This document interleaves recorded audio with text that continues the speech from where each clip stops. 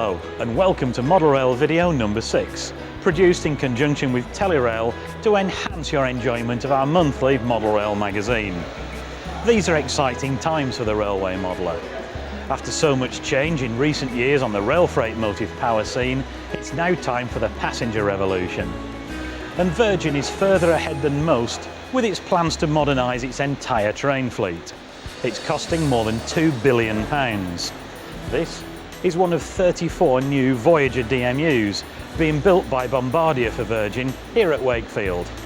In service, they'll be joined by 44 Super Voyager tilting DMUs.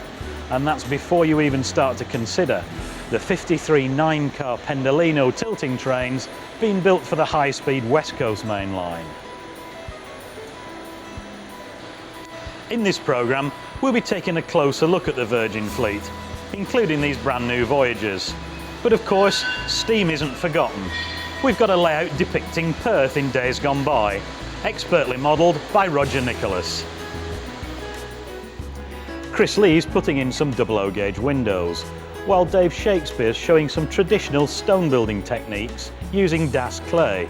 It's painstaking work, but well worth the effort, and Dave of course makes it very easy. There's our usual masterclass feature, looking at steam and electric traction on the West Coast main line, and Dave Lowry shows the professional way to mask and spray complex liveries.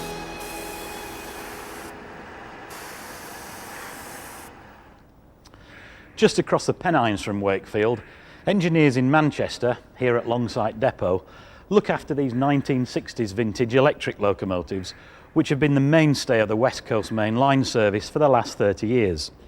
By May 2003, when the Pendolino tilting trains are due to take over, these venerable old locomotives will bow out, doubtless with some grace too.